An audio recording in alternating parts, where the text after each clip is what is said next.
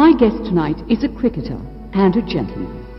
For a generation of sports lovers, he's also a legend. He is India's greatest all-rounder, the Haryana Express, better known as Kapil Dev. Tonight we're going to meet Kapil with his glamorous wife Romi and their own small wonder, Amiya. It's one great team that, thank heavens, no cricket board can change.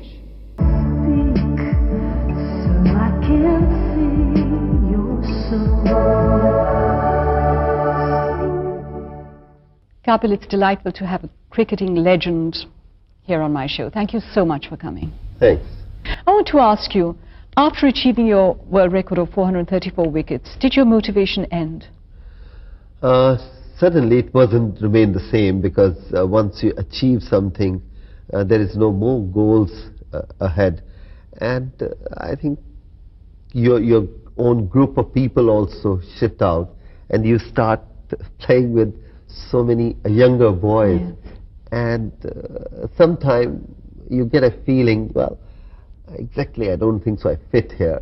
But you know, I always had the feeling, especially in the last 1 year before you retired, that the press and other circles were just sort of rushing you into retirement. Don't you feel your retirement was a little premature? You had a lot of play left in you. Yeah, but the only thing is, inside you have to have more challenges. I mean, how many times I have to prove A person or B person wrong? More than that, the team I was sitting in, I start feeling, you know, there's too much age difference was coming up. As like Sachin, first time I come to Bombay in 73, he born then. So I start feeling it was something like, you know, the age is coming out. New generation. New generation coming out, and they have so much self-confidence and so much new things to do. And I would in the evening like to watch TV or read something. And they'd like to go discothequing. They like to go, and that's, why not? Yeah, true. They should. So that was the time when I start feeling, time has come, man, why not? Kapil, cricket has given you so much in your life. What do you want to give back to cricket? If at all I go back, I can only think two things. Either I go back on the ground and start playing with the players and start thinking about that. Otherwise, my ambition is more on administration. I think if you have a good administration, you can give a lot of things back to the sports. Are there any things you'd like to correct that are happening in the cricket scene just now? Oh, there's plenty. Like I mean, what? I think when I was playing, I think most of the time the administration liked to boss around the players, which heart in heart we couldn't say anything, but behind their back we were really hating them so many times. And now also these cricketers, they might not say anything, but heart in heart, if they get a chance, they won't mind giving them one whack on their, you know, give them. But I think that administrator, people think that's their right. Yeah. You know, they should come and say good morning and good evening, sir, otherwise they can't play. I think that attitude have to be changed. The player should be mature enough to tell administrator you're wrong, not too afraid. You would be afraid. He will be afraid. That's what is the most important thing I like to correct. You've proved that there is life after cricket, because you've gone directly from maidens to birdies, right? You're nuts about golf, aren't you? I think more than nuts about golf, I'm thinking about sports. If I think back, I think cricket gave me everything. But my nature is, I'm a person who like to play individual game rather than a team game.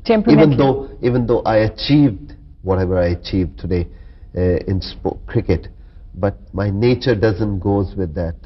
I like to be alone, to go and prove everybody. I take the blame, I take the credit. No, you like to take the responsibility I like of the to game. take. I mean, that's why I think the golf I enjoyed so much, because I can say, well, I played a stupid shot. Why should I blame anybody?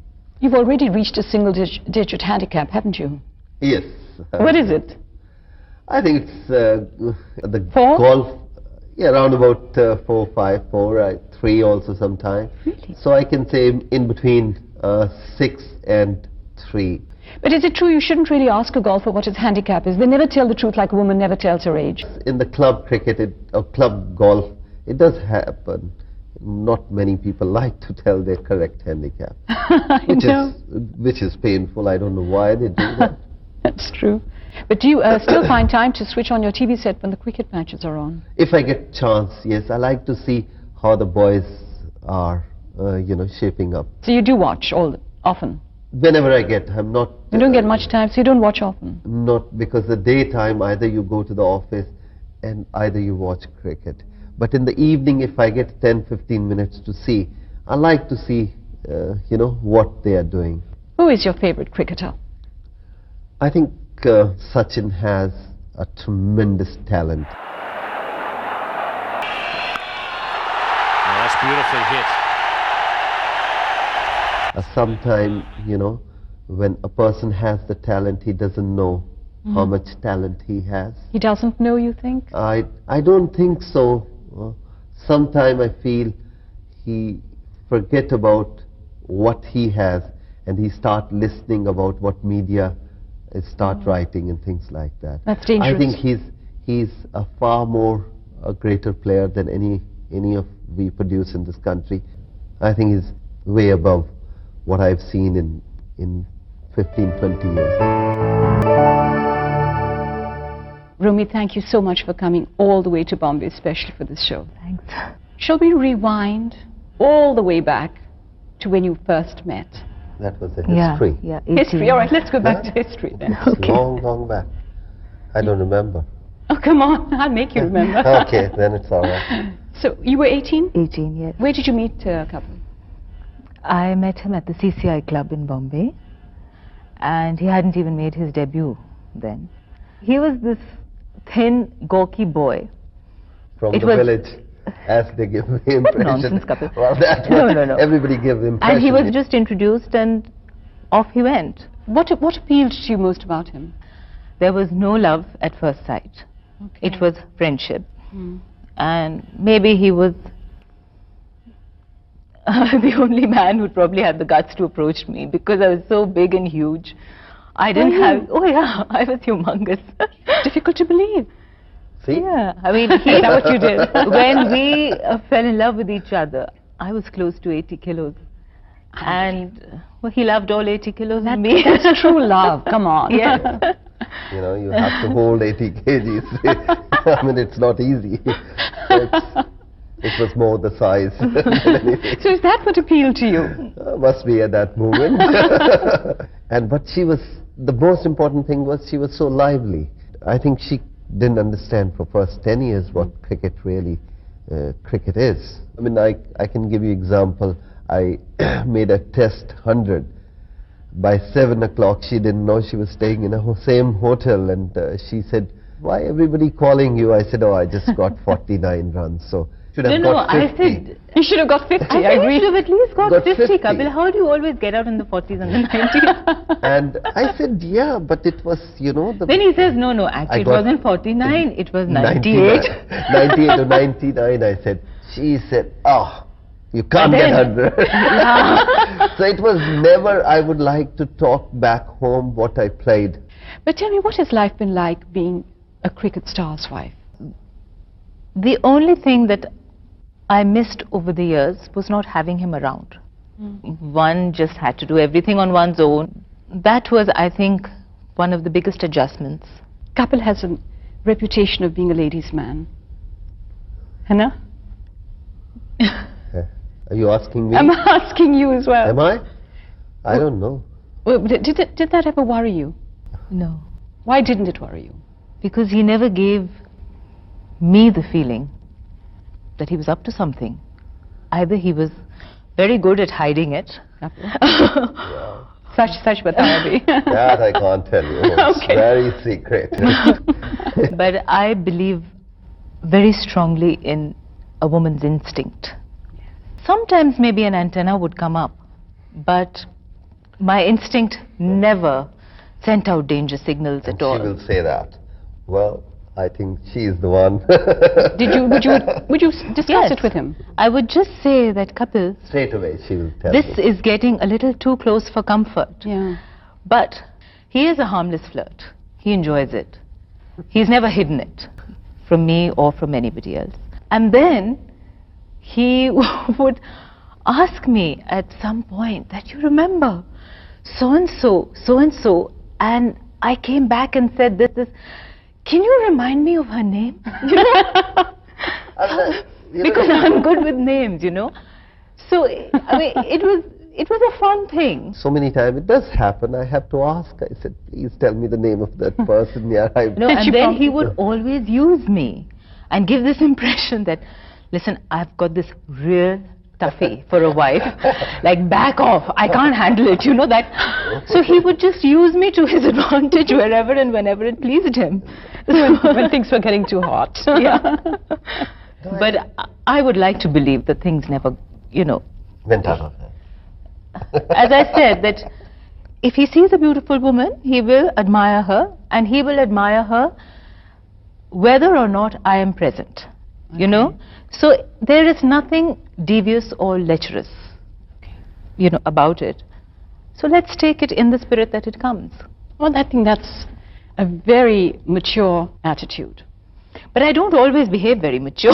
Sometimes, you know. I mean, I'm saying this in this very nice, rational manner. But yes, certain situations do tend to get under your skin. Like what? Like somebody start calling too much and trying to be too familiar. Familiarity is what irritates me, because I believe in formalities, and I believe in the dignity of relationships. And if I felt that someone was forgetting that, you know, or getting a little too familiar, then what would you do? I would generally point it out to him, because I think, you know, that is my prerogative. Yes. Let's face it, no wife is going to accept a relationship, you know, but a friendship, why not? I mean, I have friends, we have common friends who are male and female. So when I start feeling that this is not a friendship, this is getting to be a little too familiar, then I will speak my mind, yes. And you will pay heed? Well, I think if she talks sense, I would say certainly, yes, I think you're making sense. Or sometimes I'd say, no, I think you just... Yeah, but at the end of the day, you know, he always agrees I was right. No, perhaps, sure. Right. I personally feel in a human life, you have a very little time to have fun. All the time we are cribbing about something or another. When you go and have a great time, just have a great time. As sometimes you do cross the line also, but if I cross too much, I feel that it's wrong, I would say, sorry, I think I crossed the line. Or sometimes if she says, I'll say, listen, I'm not ready to agree with you, I won't take it. I think, take out from your head, it's wrong. Yeah, because you see, your life is such that you seem to have a little more freedom than a lot of husbands and wives. And there's that cricket stardom in any case. So does it require more understanding from her, or does it require more controlled behavior from you? I think more from her, because you can't change a person's nature. Yeah. But over the years, if husband-wife can't understand what my wife thinks and what I'm thinking, I think then the marriage is not there. Kapil never gave me any reason to be insecure about him. When I was with him, I felt, yes, I am the focus of his life. So if I feel that way, then I don't think there is any cause to think otherwise. You as a couple had everything that you wanted in life, except the one thing that you wanted most. Your child. Yeah. And you waited how many years? 16. 16 years. Tell me about it. How did she come into this world? She just decided to. But did you give up hope? Hope, I would not say is the correct word. You know, initially you get married and you feel, okay, you know, we'll have a child, yeah. Whatever. 2 years, 3 years down the line, you start taking it a little seriously and you begin your preliminary visits. I did everything that I possibly could in 14 years of marriage. And one fine day, I was in this hospital and I said to myself, what am I doing? You know, it's obviously not in my hands. There is a God. And if I am to have a child, it's his decision. If I'm not to, then that is what is right for me, you know.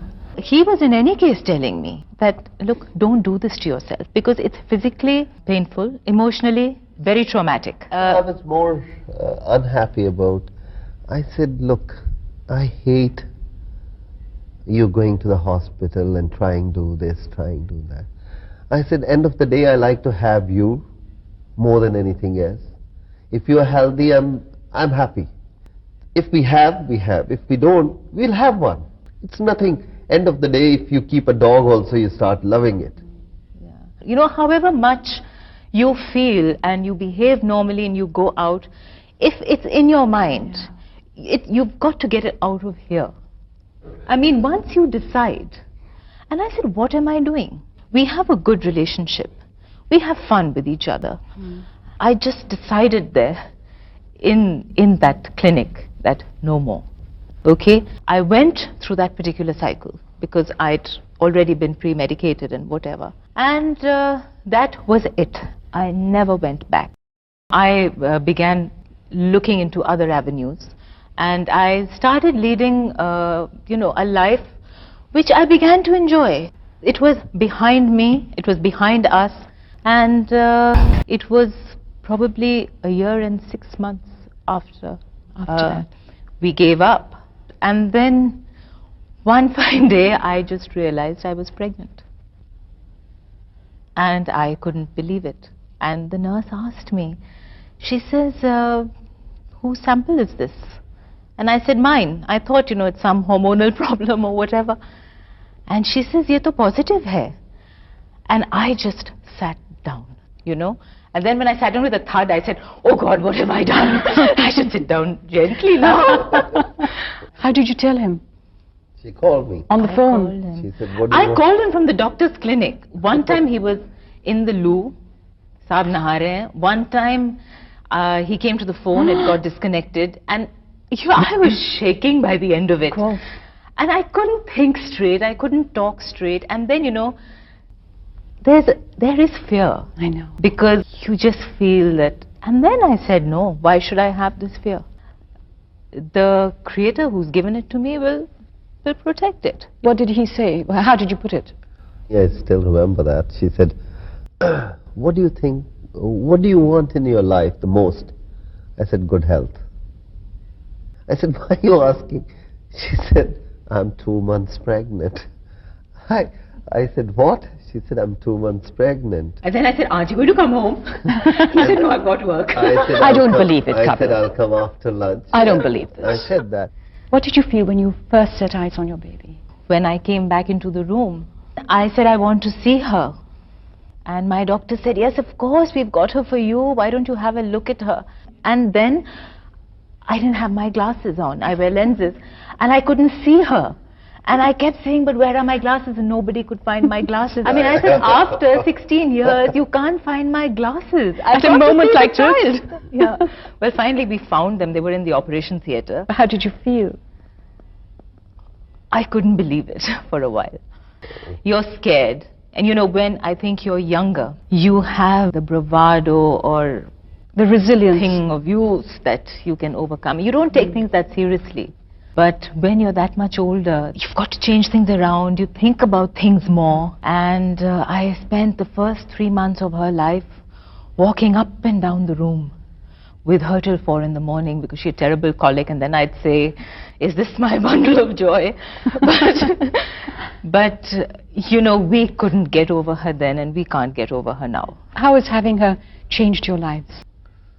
It's changed everything. The only thing is when you don't have a kid for 16 years or 17 years, you become like bachelors, you know, totally walking around, no responsibility. But you know, maybe the timing is perfect, because if you'd had her 16 years ago, you wouldn't have had the time to enjoy her. I don't know. Exactly what I say. I mean, no, but I feel, I'm sure that, you know, the way you enjoy her pattern now was perfect. Because he's there now, and we enjoy her so much. He would have missed a lot of her growing up, I feel. And I would have missed out on him, you know. I've had the best of both now. So there is that God looking over you, working it all Whatever out. happened, happened for the best. Look who's here. Aao beta. Hello, Amiya. Yes, your small wonder. Say hello. Hello, baby. अच्छा हाथ मिला दो एक दफा हाथ तो मिला हाथ मिला दो एक दफा किसी का कर दो आज। अच्छा दादा को किसी नहीं दिया? क्यों? अच्छा दादी को कर दो। Thank you. You love me? अच्छा. You love me? How much? This much. Okay. ये क्या है? माइक है. अच्छा इधर क्या हुआ? बता कैसे लगा? अमिया को लग गया? कैसे? अमिया को लग गया। चोट तो नहीं लगी, दर्द तो नहीं किया ना? आप बहुत बहादुर है ना, पापा के जैसे? नहीं मम्मी जैसे। अमिया किसका है? अमिया किसका है? दादा का। मम्मी का। मम्मी का। Tell me something, is there anything more that you yearn for? I think God is kind to us. I'm happy, whatever. Yeah, we've got a lot to be grateful for. I mean, I don't even think we should dare to ask or yearn for anything. I just wish you continued fulfillment and happiness. All three of you. Wonderful team. See Amiya, bye. Bye-bye, baby. Bye. एक blanket. Thank you, my darling.